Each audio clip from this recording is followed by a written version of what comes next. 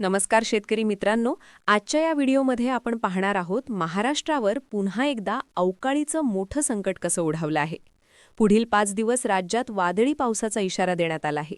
विदर्भ, मराठवाडा, मध्य महाराष्ट्र आणि कोकणातही पावसाची शक्यता वर्तवण्यात आली आहे. उष्णतेच्या लाटेनंतर आता वादळी पाऊस आणि गारपीट यामुळे शेतकऱ्यांपुढे नवीन संकट उभं ठाकलं आहे. हवामान खात्याने स्पष्ट केलं आहे की आजपासून पुढील 5 दिवस बहुतांश भागात वादळी वाऱ्यासह पाऊस आणि काही ठिकाणी गारपीट होण्याची शक्यता आहे. त्यामुळे शेतकरी मित्रांनी सतर्क राहणे अत्यंत गरजेचे आहे. दरम्यान आज 13 जिल्ह्यांना मुसळधार पावसाचा ऑरेंज अलर्ट देण्यात आला आहे, तर उर्वरित जिल्ह्यांना येलो अलर्ट देण्यात आला आहे. सोमवारपासून सुरू झालेला हा अवकाळी पाऊस मंगळवारी अधिक तीव्र होण्याची शक्यता आहे. या अवकाळी पावसामुळे रायगड जिल्ह्यात तब्बल 90% हापूस आंब्याचं नुकसान झाल्याची माहिती कृषी विभागाकडून देण्यात आली आहे. बागायतदार मात्र अजूनही भरपाईच्या प्रतीक्षेपासून शासनाच्या घोषणा कागदावरच अडकल्या असल्याचा आरोप होत आहे. नाशिक जिल्ह्यातही अवकाळीचा मोठा फटका बसला असून 482 हेक्टर क्षेत्रावरील पिकांचं नुकसान झालं आहे. तब्बल 1152 शेतकरी बाधित झाले आहेत. कांदा आणि गहू पिकांचं मोठं नुकसान झाले असून काढणीच्या उंबरठ्यावर आलेली पिकं अक्षरशः मातीमोल झाली आहेत. शेतकऱ्यांच्या डोळ्यात अश्रू आणि मनात चिंता अशी परिस्थिती निर्माण झाली आहे. सिन्नर, येवला आणि इतर भागांमध्ये गारपिटीने कहर केला आहे. दरम्यान राज्यातील तब्बल 25 लाख शेतकऱ्यांसाठी मोठी दिलासादायक बातमी समोर आली आहे. कर्जमाफीचा मार्ग मोकळा झाला असून राज्यस्तरीय बँकर्स कमिटीने अहवाल सादर केला आहे. राज्यात 1,33,00,000 शेतकरी असून त्यापैकी 24 लाखांहून अधिक शेतकरी थकबाकीदार आहेत. एकूण थकबाकी 35,477 कोटी रुपये असून सरकारकडून 2 लाख रुपयांपर्यंतची रक्कम थेट खात्यात जमा होण्याची शक्यता आहे. युद्धाचा परिणाम आता थेट बाजारावर आणि शेतीवर दिसू लागला आहे. इराण-इस्रायल तणाव वाढत असताना अमेरिकेकडून कठोर भूमिका घेतली जात आहे. यामुळे आंतरराष्ट्रीय बाजारात क्रूड तेलाचे दर वाढले आहेत आणि त्याचा परिणाम खतं, डिझेल आणि वाहतूक खर्चावर झाला आहे. त्यामुळे उत्पादन खर्च वाढण्याची भीती आहे. पण याच युद्धामुळे कापसाच्या दरात मोठी वाढ झाली आहे. गेल्या महिन्यात कापसाच्या भावात 15% वाढ झाली असून पॉलिस्टर महाग झाल्यामुळे कापसाला मोठी मागणी निर्माण झाली आहे. दुसरीकडे खतांची टंचाई निर्माण होण्याची शक्यता व्यक्त करण्यात आली आहे. खरीप हंगाम अगदी तोंडावर असताना खतांचा पुरवठा खंडित झाला तर शेतकऱ्यांना मोठा फटका बसू शकतो. त्यामुळे सरकारने तातडीने आयात आणि वितरण व्यवस्था मजबूत करण्याची गरज आहे. दरम्यान बाजारात शेवग्याच्या दरात मोठी घसरण झाली आहे. 2 महिन्यांपूर्वी 250 रुपये किलो असलेला दर आता फक्त 30 रुपये किलोवर आला आहे. त्यामुळे शेतकऱ्यांना मोठा आर्थिक फटका बसला आहे. तसेच मजूर टंचाईमुळे कांदा काढणीमध्ये अडचणी निर्माण झाल्या आहेत. बाहेरच्या राज्यांमधून मजूर बोलवावे लागत आहेत. ऊस बिले थकीत असल्यामुळे शेतकरी कर्जफेड करू शकत नाहीत. साखर आयुक्तालयाकडून कारवाईची मागणी होत आहे. तर बेदाणा हंगाम अंतिम टप्प्यात असताना ढगाळ वातावरणामुळे उत्पादनावर परिणाम होत आहे. दरम्यान सायबर गुन्हेगार सुद्धा सक्रिय झाले आहेत. गॅस केवायसी अपडेटच्या नावाखाली बनावट लिंक पाठवून बँक खाते रिकामी केले जात आहेत. त्यामुळे कोणतीही लिंक क्लिक करण्यापूर्वी काळजी घ्या.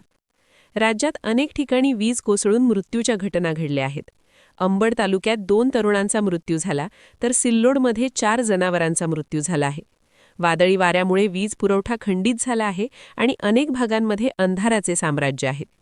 विदर्भ, मराठवाडा आणि मध्य महाराष्ट्रात गारपीट आणि वादळी पावसाने शेतीचं मोठं नुकसान केलं आहे. नांदेड, लातूर, परभणी, बीड या जिल्ह्यांमध्ये पिकं मातीमोल झाली आहेत. पातूर तालुक्यात गारपीट झाली असून पंचनाम्याची मागणी करण्यात येत आहे. दरम्यान वैनगंगा नळगंगा नदीजोड प्रकल्पाचा प्रस्ताव दिल्लीला पाठवण्यात आला आहे.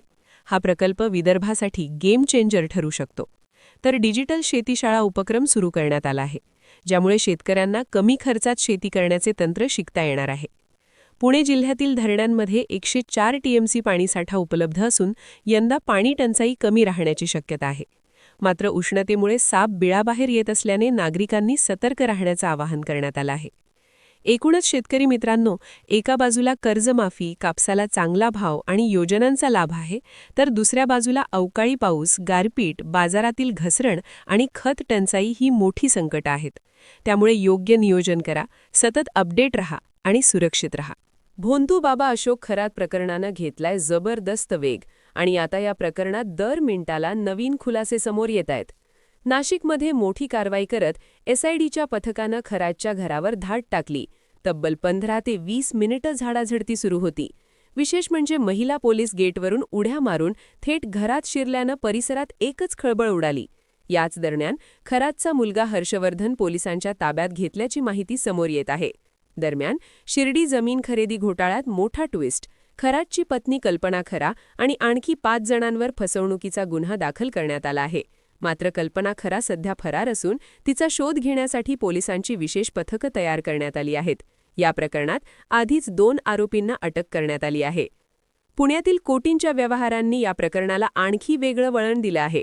खराटच्या मुलीच्या नावावर 3BHK आलिशान फ्लॅट खरेदी करण्यात आल्याची माहिती समोर आली आहे.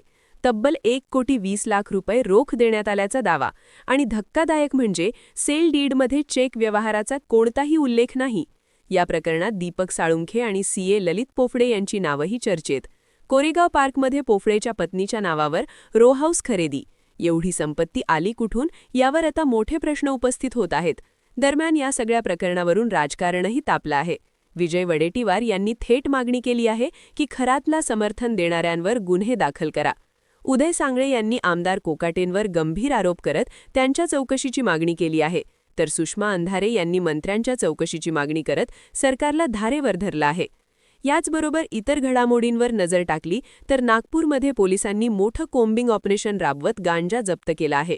ऑपरेशन थंडर अंतर्गत ही कारवाई करण्यात आली आहे. तर दुसरीकडे विदर्भात पुढील 4 ते 5 दिवस अवकाळी पावसाचा इशारा देण्यात आला असून काही जिल्ह्यांना ऑरेंज अलर्ट तर काहींना येलो अलर्ट जारी करण्यात आला आहे.